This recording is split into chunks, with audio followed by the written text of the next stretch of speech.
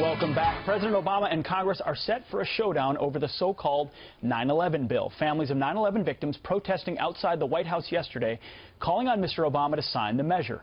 The measure would allow Americans to sue Saudi Arabia for its alleged connection to the September 11th attacks.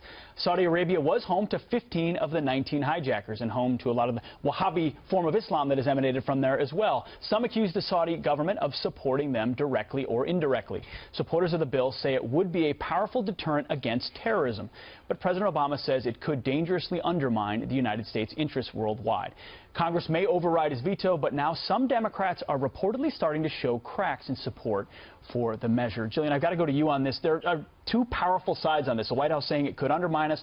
9/11 victims, who we all want to side with, saying, hey, the Saudi government had a role. How do you look at this?